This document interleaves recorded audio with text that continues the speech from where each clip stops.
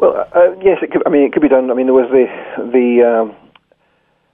when the World Trade Organization was besieged in Seattle in 1999. That was a key moment in the birth of what's called the ultra-globalization movement.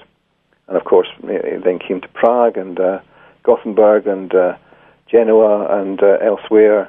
So civil society is very active in this area, and that is one possibility, one way in which they can be stopped. And the other area is if the less powerful nations, the less rich nations get together. So we saw the creation of a G20 group in Cancun, where their efforts in Cancun at the WTO meeting failed to reach its objectives. So there are options there. I mean, I think the key thing in terms of Europe is the no in France and in the Netherlands, and then in the last few weeks the no to Lisbon in Dublin, where time after time when the people of Europe are asked if they want to pursue the neoliberal G8 agenda, the people of Europe say no.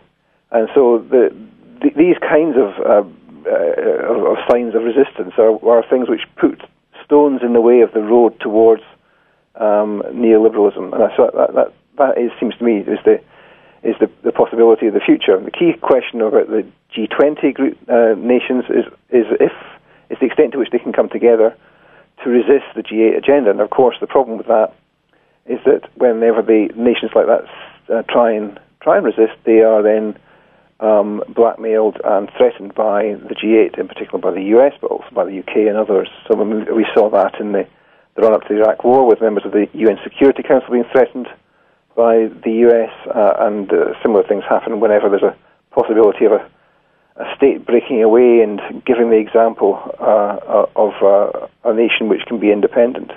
And lastly, of course, that no account of resistance today can be complete without mentioning Chavez in Venezuela and what's happening in Bolivia with Morales, and the other elections across Latin America, which have created the possibility of a new sort of development, which is, if not going to end neoliberalism, at least is opposed to neoliberalism. So you have, throughout the world, we have opposition and resistance to the G8, and the question for the future is how successfully that can be pushed and how successfully that can be brought together so that the movement is united globally. All right, thank you very much. Well, maybe if you have any suggestions how this movement of opposition could be most successful. I think that the key thing is finding alternatives which can make political interventions. So the World Social Forum, for example, is one mechanism for focusing resistance. It's not a mechanism for making political interventions. Now, of course, the Forum of Social Movements at the end of the World Social Forum and the European Social Forum is what has led to worldwide concerted political action. For example, it was through that forum that the demonstration on the 15th of February 2003 against the Iraq War was first proposed and planned.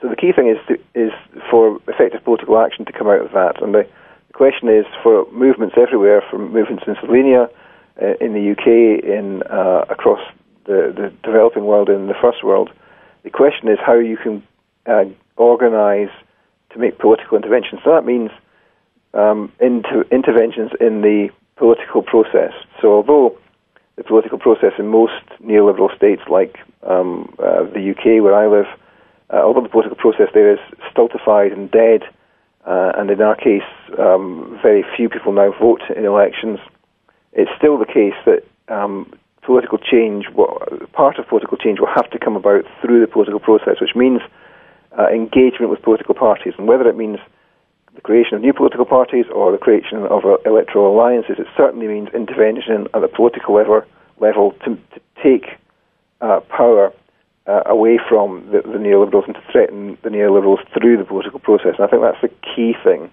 Now, that can happen in a variety of different ways, whether it's an alliance between left groups and green groups and anti-market groups, or if it's traditional left political parties.